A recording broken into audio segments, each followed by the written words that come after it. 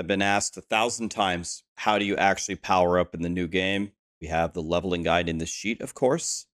And then people are wondering, well, what the hell do you do after it? So we started a few hours ago and we were starting to write, what are the goals for your character? And I thought this was going to be a short little thing. And then it ended up being uh 86 lines. So I don't know, maybe I'll send this over to Alex at Maxroll and we can turn this into a Maxroll guide so it looks a little prettier than this. But I'm going to try to do this real quickly, just machine gun style, and let me explain to you what we a quick little guide. Let's see what we have here. So the first thing you need to do when you get through the campaign, you're level 60, is you need to clear pit 20 to unlock Torment 1. Torment 1 is absolutely required because in Torment 1, it will drop you any item in the game. Anything. Any unique, any mythic, as many greater affixes as you want. You can get anything in the game on Torment 1. So we got to get to Torment 1, and we got to at least play on Torment Run for the rest of our lives. It's not hard to unlock Torment 1. It's not hard to beat Pit 20. You don't even need any ancestral gear. You can do it with shitty 750 legendaries with low-level gems and tempers. So the main hint, I actually mentioned this like 5 times in the list, but you should always have an elixir and incense, and in this season, they have opals active. This is going to give you multiplicative XP. XP is insanely important because it gives you Paragon levels. There are 300 Paragon levels. The first 100 are super easy to get, which is very nice. The next 100 of them, up to 200, are a little bit harder, and then up to 300 is almost impossible. I have been absolutely degenerately giga blasting inhuman hours. Now, I haven't been focusing on XP, and we've been doing a lot of random stuff like taking multiple hours to write this guide and giving away pages and pages and pages of uniques to people so they can have fun and play. But I'm only 247, and it's only getting more and more difficult. So the first 100 are free. The next 100 are they're fine. And then the last 100 are devastating. You have to actually get your glyphs to drop. And the best places to get them are Helltide, Nightmare Dungeons, and the Pit. And then the best thing that you can do when you're starting out is just to get a lot of legendary drops, because you just need to assemble your build from Maxroll. So Helltide seems to be the best option. And then the opals here are, there's an equipment opal that will give you more items. So anyway, to unlock Torment 1, do the Realm Walkers for the opals, craft your incenses and your elixirs, wear all 3 at all times, no matter what you're doing. I guess unless you're bossing, you don't really get any XP there. Then do Helltide and do the Whispers within the Helltide. Probably the best way to power up. Temporary roll your gear, craft some gems, clear Pit 20, switch it to Torment 1. Play on Torment 1, you're never going to turn it down. Then you need the uniques for your build, right? Your Maxroll guide says, oh, you need a Sepa Zontek to be the roly-poly, or you need a Rod of Kek-W to play Quill Volley. Well, you got to go get the uniques. So the best way to get uniques by far in the game is to gamble.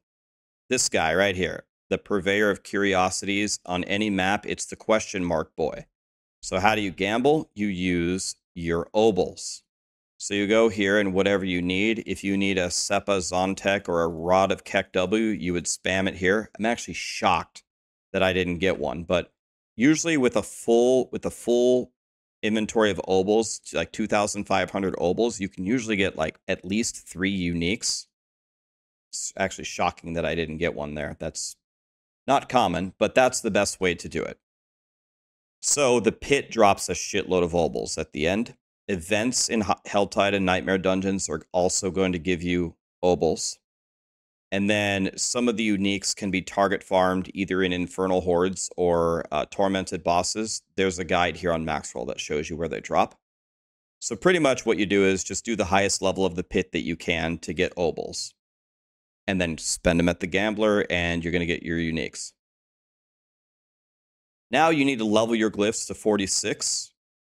There's no hint here. Just do the Pit and level up the 5 glyphs that you're going to use in your build. Talked to you earlier. I already explained to you Paragon levels are critical. So it's very easy to level the Paragon 100. and it's decently easy also to get to 200 if you're playing. So, Elixir Incense and the Opal at all times. Nightmare Dungeons now have a rare, it's pretty rare, an XP well that gives you another 15% on top of it. And then the Infernal Hordes that we got last season, the waves and the waves and the waves, seem to pay the most XP by far. I haven't found anything that gives you more XP than this. So the strategy is simple. First, go do the Realm Walkers, the seasonal theme. We'll see if it carries forward in the future seasons. I have no idea. And get the Opals. That's for more XP. Then run Nightmare Dungeons until you find that XP well. It's 15% XP for 1 hour. And the second you find it, then go do Infernal Hordes for an hour. Wave after wave after wave. That will get you the most Paragon points in the game. Unless someone knows some trick that I don't. Your Paragon levels are going to fly if you do this little strategy. Now you need your Runewords. The best way to get Runewords is with a little trick in the Kurast Undercity. So I'm going to show you here. This is in the expansion. I guess I should have mentioned this guide it works for both people that have the expansion and people who don't. If you don't have the expansion, you would obviously skip this step because you don't have Runewords. But if you do have the expansion, what you do, this is the best way. You go here, and then you have different tributes. And Tribute of the Titans is the super godly way to get boss summoning materials. This is the godly way to get masterworking materials.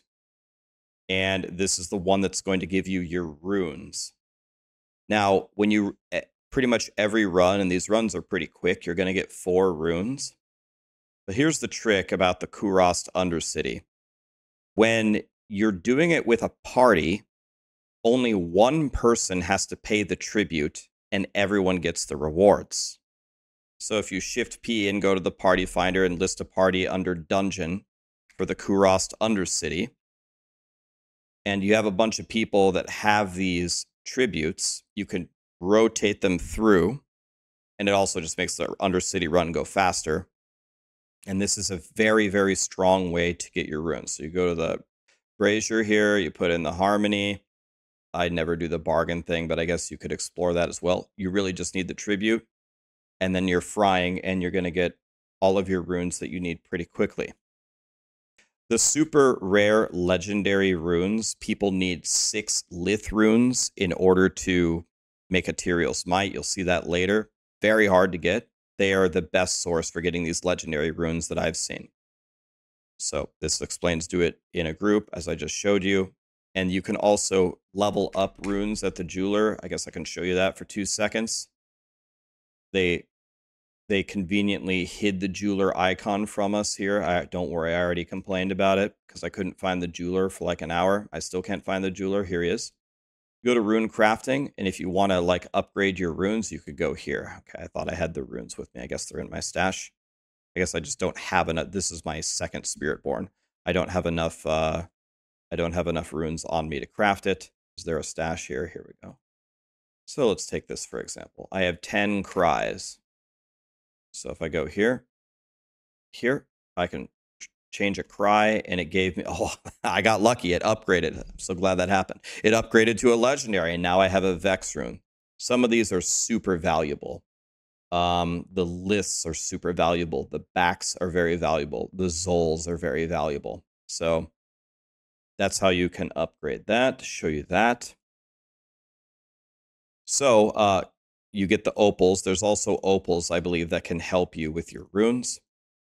But any other way, you should be using them anyway for XP. Use the party finder, do Kurast Undercity or the tormented bosses. Sharing is caring. Then craft your runes at the jeweler. Masterworking. This is the final crafting thing. Nightmare Dungeons drop a shitload of masterworking materials. And then the Infernal Hordes also give you the most masterworking materials. So at the end chest. So you do the exact same strategy that you used for Paragon. Same thing. Run the Nightmare Dungeons over and over until you get that XP well, and then go do Infernal Hordes, and then turn in your material chest at the end. you're going to have your Masterworking stuff. Now we get to Mythic Uniques. Mythic Uniques, I would say, well, I would say they're actually harder to acquire now than they were before. They can drop anywhere, but really they only drop off tormented bosses. In my entire Diablo 4 career, I have only ever found a Mythic Unique in the wild one time ever. So you pretty much only get them off tormented bosses. Now, when you're killing tormented bosses, Torment 1 in the entire game can drop any item in the game. So you can get a Mythic Unique off Torment 1. What happens if you turn it higher is you get more loot. You don't get better loot. So you will get more mythics in higher torment tiers, but it's only because there's a higher volume of drops, not because Blizzard edits how good the drops necessarily are. For the torment bosses, if you're like progressing your character through, there are actually huge steps in difficulty as you level up. So, for example, a few days ago, a Torment 3 boss, I could kill the entire health bar by myself in a 4-player party in maybe 2 seconds. Whereas 4-player Torment 4 and Dariel was like a full 5-minute fight with mechanics. So you do want to try to save it until you can do them at the higher tiers. But you don't want to do a tier so high unless you have a Giga Chad in your party that can just one-shot them, that it's just taking you forever. So we farmed on Torment 3 for a while, but now we're strong enough to kill them on Torment 4. Always be in a party. That's very obvious. I estimate the Mythic Unique chance to be about 2 or 3%. My personal drop rate has been lower than this, but I think it's maybe 2% chance. The best way to get the boss materials by a mile is to do the Kurost Undercity trick that I just showed you with the Tribute of the Titans. Boiler, Snail, Dioxide, and I made a group the other night, and we got pages and pages and pages of boss mats pretty quickly. Sharing our Tributes of the Titans right here. You throw it in and you run it. This is how many boss mats I have now, and I have spent hundreds and hundreds and hundreds of them doing this little trick. So Tribute of the Titans in Kurost Undercity in a party is jackpot, actually. And then there's Resplendent Sparks. If you have 2 of them and 50 million, I believe it's 50 million gold, you can craft a random mythic at the blacksmith, or the more important one, you can craft the specific one that you want with runes at a jeweler. I'll give you an example. So almost everybody wants to craft Tyrael's Might, right? Tyrael's Might is super godly. And in order to craft Tyrael's Might, you need 18 runes, but you need 6 copies of the legendary rune Lith. Look how many Liths I have. 1. Now I did farm 6 or trade for 6 to craft my Tyrael's Might here. But these runes absolutely do not grow on trees. So it's a grind. It's tough. So just be aware of that. There's 4 ways to get sparks. You can either complete your season journey. You can kill Uber Lilith. Now it's bugged right now. Blizzard is hot fixing it like within a week. If you have killed Lilith, you'll get your spark then. And you're supposed to get one for killing a boss on Torment 4. Torment 4 is tough. So that's a tough ask. You only get 1 of them, and it's currently bugged. So hopefully that will also be fixed in the same patch. Some people don't get it. Some people get it. I got it. People report that they haven't gotten it. Blizzard's aware. We've told them. Anytime you salvage a mythic, you'll also get a spark. So what do? Run Kurost Undercity in a group and use Tribute of the Titans. There's also a legendary tribute you can use. I don't know if I have one that can actually just drop you, has a chance to drop you a Mythic Unique. I haven't really tried it. We'll get a group together and try it at some point. We'll see how many runs we do and how many mythics we get. It's a rare drop anyway. The best bet is probably Tribute of the Titans. Then kill the Torment bosses and pray. Do the season journey, kill the boss, and kill the Lilith for 3 sparks. Craft your mythics at the jeweler. Now, some final things. I didn't include them in the actual guide, although I guess they literally are in the guide because they're here. But these things should be pretty obvious, but just to explicitly call them out. Always have your gear tempered. There is a new consumable scroll of restoration. If you brick your tempering and you have a really good item, you can use it and it's going to restore the tempering charges. It also restores the charges if it has greater affixes on it. So you can get like at least 6 charges back to try again. And the 2 stats that you had already on the items stay. So that's nice. So it's actually a pretty good deal. It actually helps a lot. Level up your gems, pick ancestral items over anything else, constantly check your legendary powers and upgrade them as you get better ones, reroll your gear for the right stats, and go for perfect rolls when you have enough gold. When you're super rich, reset your masterworking to make that perfect, upgrade your potion to the max, level up your followers. You can use the bartering system to buy stuff, and you get a free reroll every day in the den. That's in the expansion. And then 2 things that I didn't really talk about here. If you're low on gold, the Infernal Horde has a gold cache. Whispers are really good for gold, and there's a gold opal in the seasonal theme. And then Iron Chunks is doing Helltide and the Whispers, salvaging gear, and the Legion events. So that's my 87 line guide on how to power up your character.